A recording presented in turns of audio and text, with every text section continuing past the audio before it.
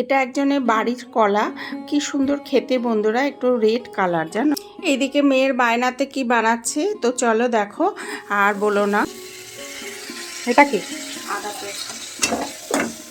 খুব ছোট্ট একটা ভিডিও তোমাদের সাথে নিয়ে শুরু করি। তো বায়না চিকেনের সিঙ্গারা খাবে, সলিড পিস ছিল কয়েকটা, ওটা দেখেছে ওনার লোভ।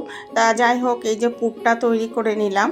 আর মেয়ে একটু নাড়ছিল, ওর নাড়া দেখেই বুঝেছো। আর জানো তো, আলোটা যেহেতু নেই, চারিদিকে কেমন কালো কালো দেখাচ্ছে সব কিছু, প্রচণ্ড আলোর কম এই রান্নাঘরটা আমার। আর যেটা হয় পুরনো রান্নাঘরে সব কিছুই মানে কালো কালোই হয়ে যায়। আর কড়াইটাও তার মধ্যে নিয়েছি, পচা কড়াইটা। তো ওইদিকে ময়দা নিয়ে নিলাম, তার মধ্যে একটু লবণ, চিনি, একটুখানি সাদা তেল আর একটুখানি জোয়ান আর একটু কালো জিরে দিয়ে ভালো করে মিশিয়ে নিচ্ছি ময়দাটার সঙ্গে। যখন হাতে মুঠ হয়ে আসবে, খাস্তা হবে, তখন ইয়ে করতে মানে তখন জল দিয়ে মেখে নেব, মণ্ড তৈরি করে রেখে দেব আর খানিকক্ষণ রেস্টে রাখবো। তারপরে পুরটা ভরে সিঙ্গারা ভাজা শুরু করে দিলাম। আসলে তোমাদের সামনে আর আনা হয়নি, ক্যামেরা ধরার কেউ ছিল না। ওই মুহূর্তে মায়ের ফোন এসেছিলো, একটু কথা বলছিলাম। তা দেখো সিঙ্গারা আমার তৈরি হয়ে গেল। আর পুরটা ভরতে কোনো ব্যাপার না, পুরোতে তৈরি করা দেখালাম। আর এইদিকে মেয়ের বায়না ধনে পাতার চাটনি খাবে, তাই এই যে চাটনিটা ইয়ে করে নিলাম, মিক্সিতে পেস্ট করে নিলাম। তার আগে একটুখানি কি করেছি বলো তো, দুটো টমেটো, একটুখানি রসুন আর ওই ইয়েটা কি বলে, ওই ধনে। বাবু রে, বাবু একটু শুনবি?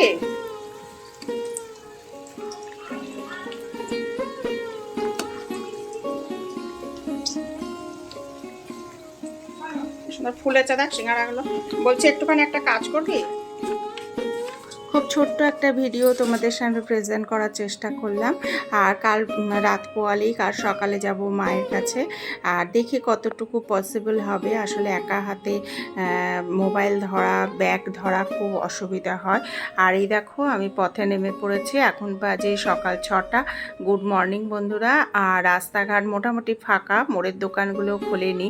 আর এদিকে ব্যাগ হাতে, কাঁধে ব্যাগ, খুব অসুবিধা হচ্ছে। তাও তোমাদের সামনে একটু দেখাচ্ছি, রাস্তাঘাট ফাঁকা।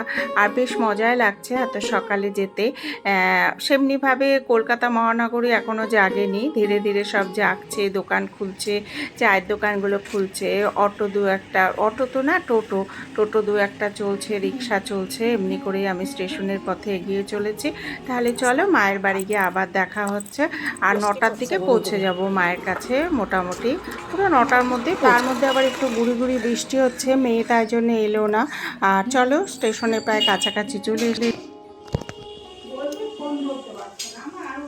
না না, আমি ট্রেনে আমি দেখছি তো বাচ্চে, বলছি না এমন পরিস্থিতি যে আমি বেরই করতে পারছি না, ফোনটা বেরই করতে পারছি না। অত না, শাড়ি এনেছে এবার 2-3টে। চলে আসবে কেন বলো তো, ওষুধটাও খেয়ে নি। হ্যাঁ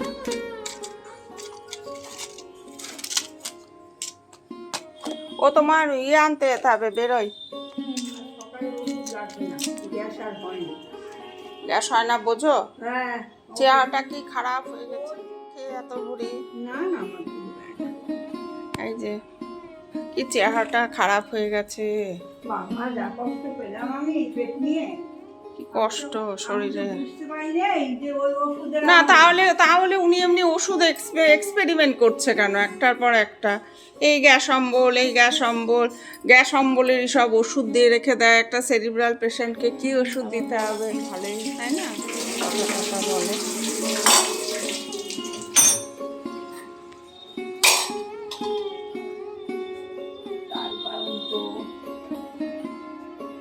বললাম না যে ওই যে ওর ইয়ে চলে আসছে, নেট চলে আসছে। দাম নিচ্ছে আমার গরম। এই যে মা চা দিল এসে, ফেলে দিয়েছে কি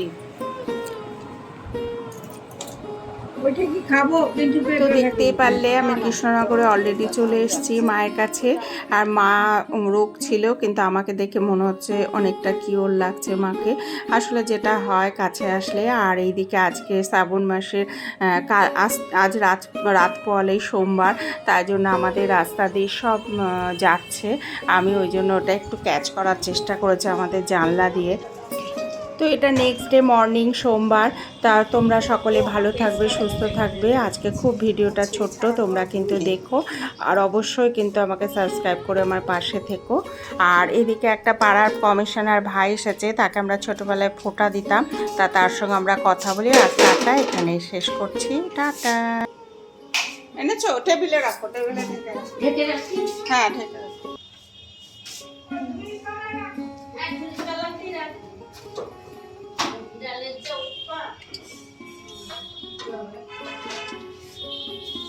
বললাম কালকে সকালে এসেছে, আজ তো মন্ডে বললামই, তা আজকে এখানে রাখি, আমাদের গল্প চলুক। আমাকে প্যান্ট দিয়ে যাবে, একটা প্যান্টও কিনেছে।